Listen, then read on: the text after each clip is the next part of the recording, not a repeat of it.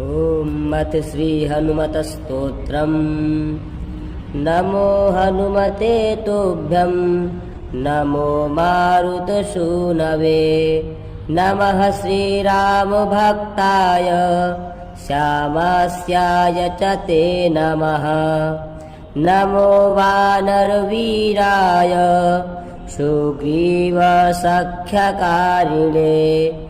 लङ्काविदाहनार्थाय हेलासागरतारिणे। सीताशोकविनाशाय राममुद्राधराय च। रावणान्तकुलच्छेदकारिणे ते नमो नमः। मेघनादमखध्वंसकारिणे ते नमो नमः। अशोकवनविध्वंसकारिणे भयहारिणे। वायुपुत्राय वीराय आकाशोदरगामिने। वनपालशिरश्छेद लङ्काप्रासादभञ्जिने। ज्वलत्कनकवर्णाय दीर्घलाङ्गूलधारिणे। सौमित्रिजयदात्रे च रामदूताय ते नमः। अक्षस्य वधकर्त्रे च ब्रह्मपाशनिवारिणे। लक्ष्मणाङ्गमहाशक्ति घातक्षतविनाशिने। रक्षोघ्नाय रिपुघ्नाय भूतघ्नाय च ते नमः। ऋक्षवानरवीरौघ प्राणदाय नमो नमः। परसैन्यबलघ्नाय शस्त्रास्त्रघ्नाय ते नमः।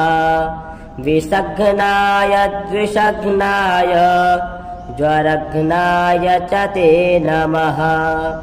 महाभयरिपुघ्नाय भक्तत्राणैककारिणे।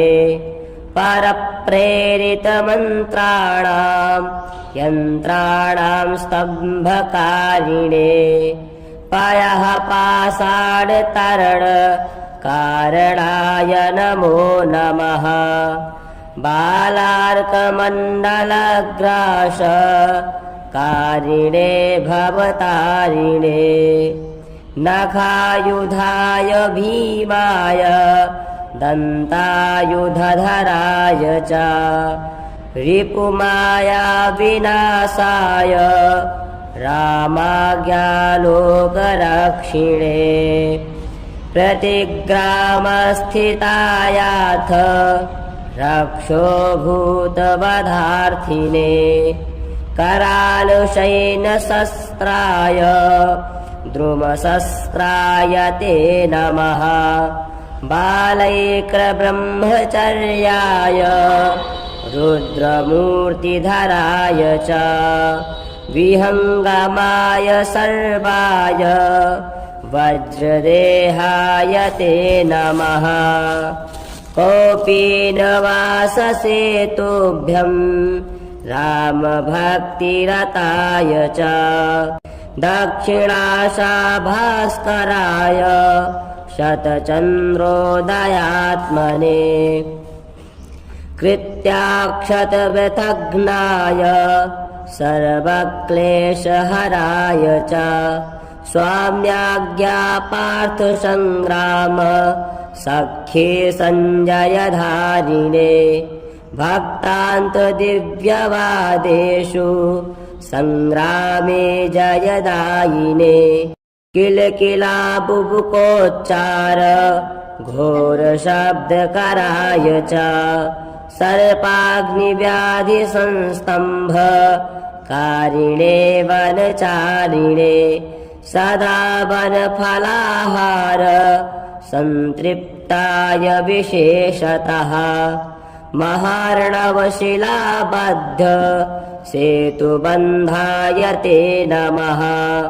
वादे विवादे संग्रामे भये घोरे महावने सिंहव्याघ्रादिचौरेभ्यः स्तोत्रपाठाद्भयं नहि दिव्ये भूतभये व्याधौ विषेस्थावरजङ्गमे राजशस्त्रभये चोग्रे तथा ग्रहभयेषु च जले सर्वे महावृष्टौ दुर्भिक्षे प्राणसम्प्लवे पठेत स्तोत्रं प्रमुच्येत भयेभ्यः सर्वतो नरः तस्य क्वापि भयं नास्ति हनुमतस्तव पाठतः सर्वदा वैत्रिकालं च पठनीयमिमं स्तवम्